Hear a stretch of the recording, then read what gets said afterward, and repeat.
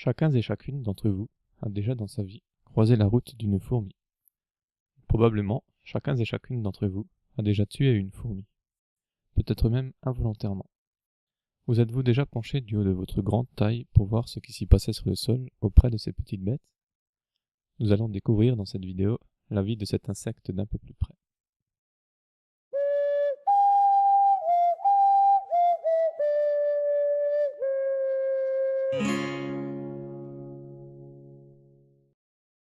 Commençons par une petite frise chronologique.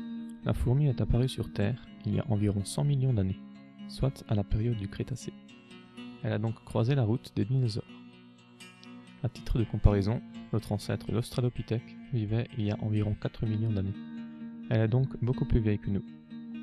Aujourd'hui, on compte environ 12 000 espèces de fourmis différentes dans le monde et plus d'une centaine en France, parmi lesquelles Formica rufa ou fourmi rousse et Lasius niger ou fourmi noire, que nous allons observer d'un peu plus près durant cette vidéo.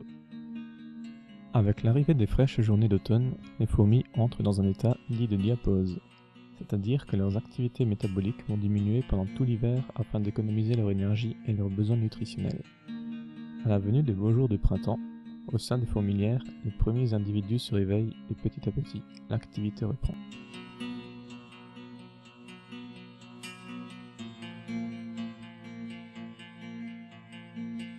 Chez les fourmis, on trouve les mâles, les femelles et les asexuées. Ces dernières représentent la plus grande population du nid. Et c'est généralement une seule et même reine qui donne naissance à toute sa fourmilière. La reine, c'est la fourmi la plus importante de la colonie. Elle se différencie des autres par sa taille imposante et peut vivre jusqu'à une quinzaine d'années. Durant toute la durée de son règne, elle ne fera que pondre jour après jour. La femelle chez ces insectes est une princesse destinée à devenir reine en allant créer sa propre fourmilière. Elle possède des ailes qui lui seront utiles uniquement lors du vol nuptial, que nous verrons un peu plus tard.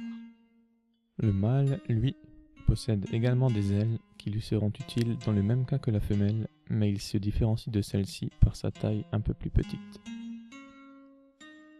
Et enfin, les asexuées, qui représentent la plus grande partie de la fourmilière.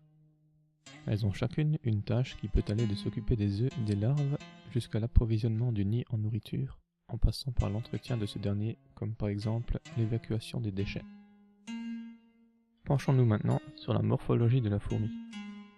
Comme tous les insectes, elle se divise en 3 parties, la tête, le thorax et l'abdomen. Elle possède 6 pattes, des mandibules et 2 antennes qui lui seront utiles pour la communication entre autres.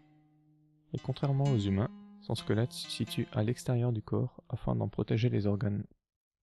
À l'intérieur de l'abdomen se trouve le système digestif, parmi lequel il y a un organe appelé le jabot social. Il s'agit là d'un estomac servant à stocker de la nourriture prédigérée dans le but d'en donner à d'autres ouvrières, aux larves ou à la reine, via la trophalaxie. La trophalaxie est une sorte de bouche à bouche durant lequel s'effectue un transfert de nourriture entre 2 individus.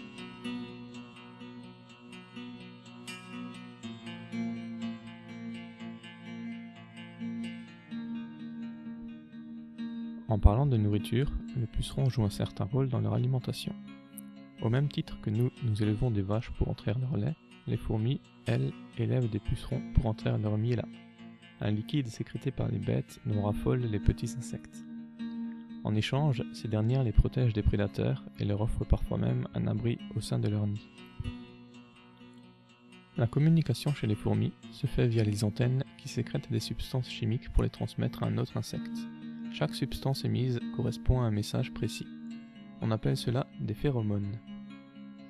On peut par exemple parler des phéromones d'alerte. Quand une fourmi se sent en danger, elle sécrète une phéromone d'alerte qui est réceptionnée par d'autres fourmis qui elles-mêmes sécrètent cette phéromone, et ainsi de suite jusqu'à ce que chacune d'entre elles soit avertie et puisse se mobiliser.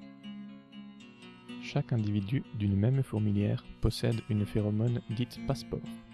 Il s'agit là de la carte d'identité de l'individu qui lui permet de s'identifier à la maison. Si nous prenons une fourmi et que nous la plaçons dans une fourmilière qui n'est pas la sienne, elle sera considérée comme intruse et se fera rapidement attaquer. Un peu comme les globules blancs chez les humains qui attaquent un virus pour défendre l'organisme tout entier.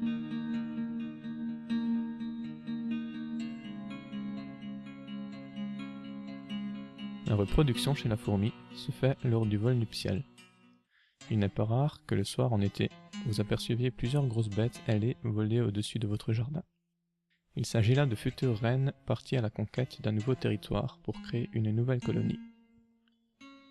C'est donc au courant des soirées chaudes d'été que les princesses fourmis prennent leur envol de leur nid, suivies de près par les princes qui tentent d'accomplir l'unique but de leur vie, féconder une future reine. Mais malheureusement, il ne survivra à cet acte et succombera peu de temps après. Suite à cela, la princesse fécondée cherche l'endroit idéal pour fonder son nouveau nid.